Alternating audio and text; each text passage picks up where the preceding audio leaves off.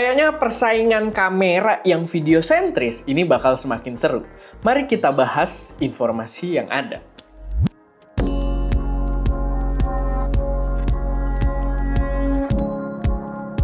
Halo semuanya, selamat datang di channel SM Media dengan gue Erwin. Dan pada video kali ini gue pengen bahas sebuah informasi yang menurut gue ini bakal seru banget di dunia kamera, terutama kamera-kamera video sentris.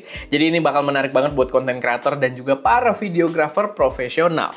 Tapi bentuknya masih rumor, cuman rumornya ini menurut gue cukup valid buat kita bahas gitu ya, karena sangat-sangat memungkinkan untuk bener-bener terjadi.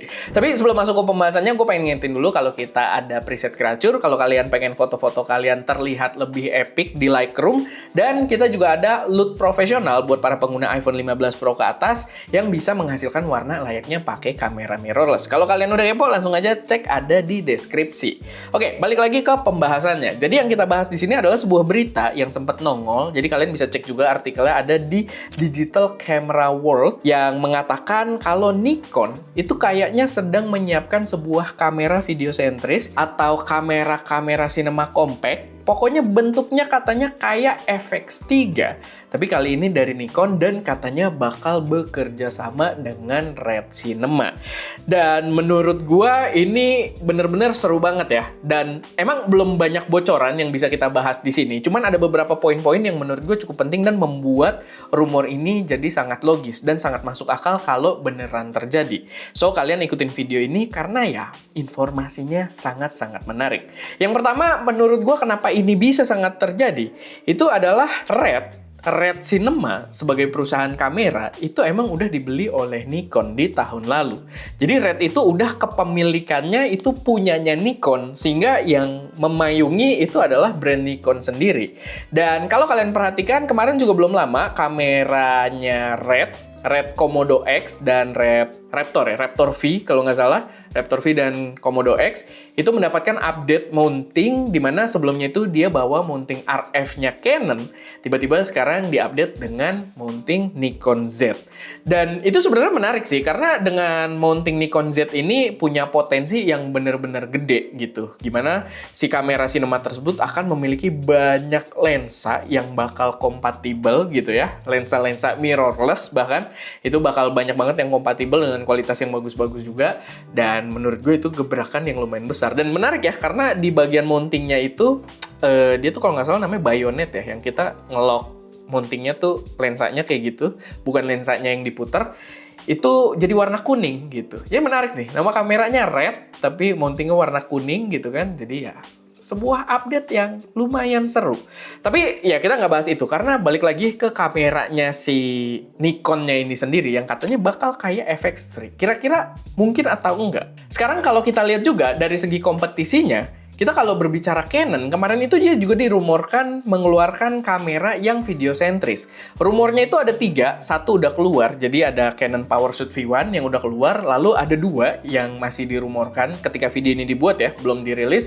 Itu katanya bakal ada R50V dan juga ada Canon EOS RV. Dan kalau kalian perhatiin pembahasan kita soal EOS RV kemarin, yang fotonya juga sempat ada leak-nya ya, bocorannya, nggak tahu itu editan atau enggak, tapi ada rumornya gitu yang keluar.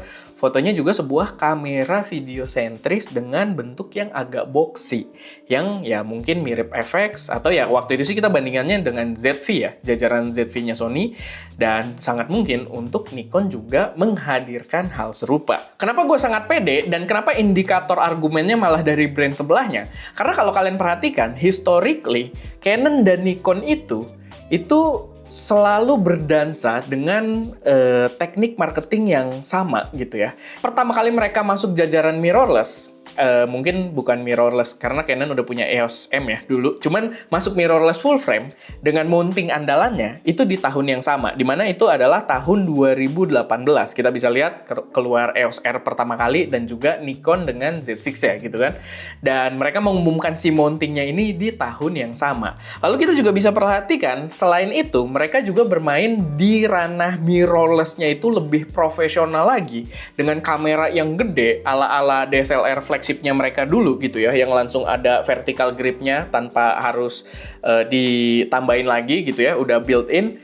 Itu juga di tahun yang sama. dengan Canon dengan R3-nya, dan Nikon di Z9-nya gitu. Mereka keluar di tahun yang sama, yaitu adalah tahun 2021.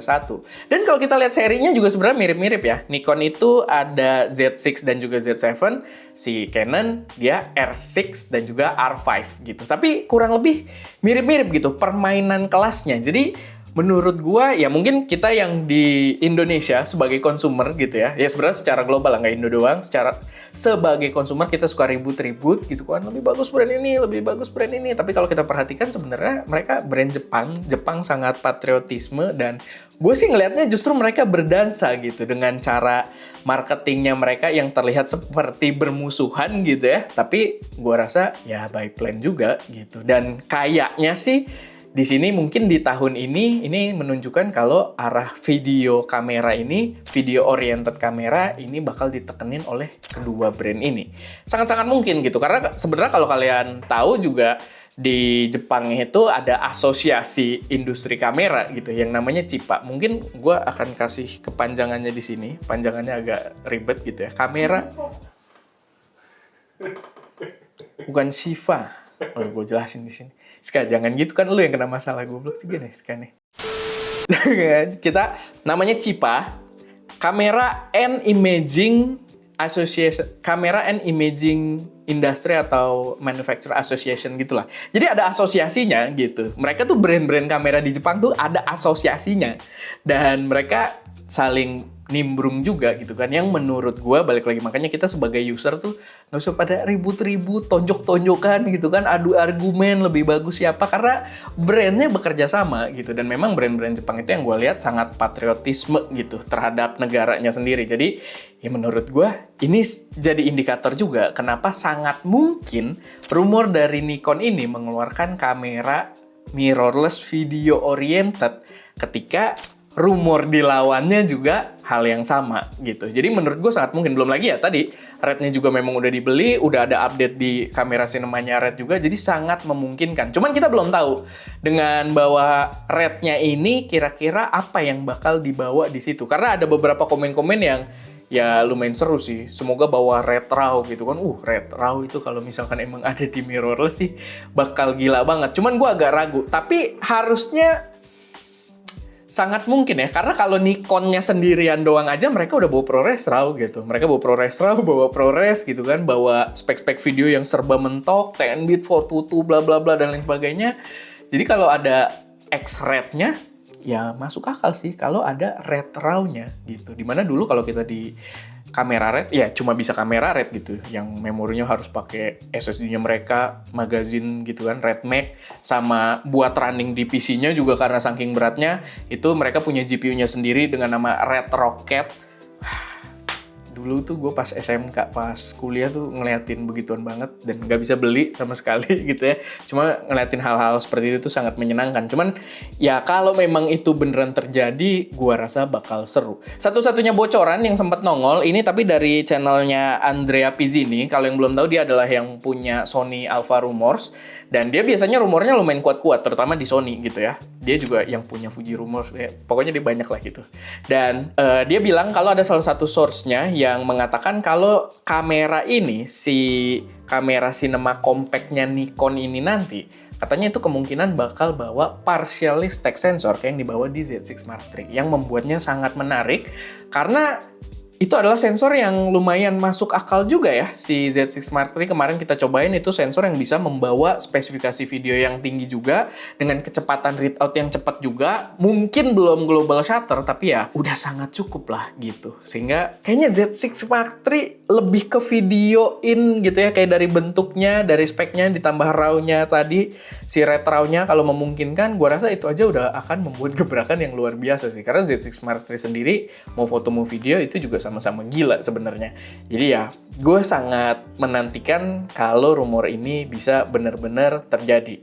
Apalagi dengan ekspektasi gue ya, kalau misalkan dia mengikuti langkahnya Sony, pasti kameranya akan ganteng gitu ya. Apalagi ada red-nya gitu. Jadi mungkin gue nanti bisa mewujudkan mimpi gue punya kamera red gitu kan, disubsidi Nikon. Ya kita lihatlah nanti gitu. Ini adalah rumor yang menurut gue sangat exciting, dan Kita akan lihat perkembangannya. Kita akan bahas-bahas lagi nanti begitu ada informasi-informasi rumor terbarunya lagi. Cuman buat sekarang ya paling itu aja sih. Nggak banyak, belum banyak bocorannya. Cuman gue pengen dengar juga pendapat kalian. Silahkan taruh di kolom komentar menurut kalian apakah itu langkah yang tepat kalau Nikon ngeluarin kamera compact cinema X atau kolaborasi dengan Red, atau ya ini akan jadi gimmick marketing doang. Silahkan taruh komentar kalian di kolom komentar.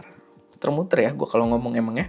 Tapi ya itu, semoga video ini bermanfaat, bisa ngisi waktu kalian, dan ya udahlah, gue Erwin, di belakang kamera Deska, dan jangan lupa untuk berkarya.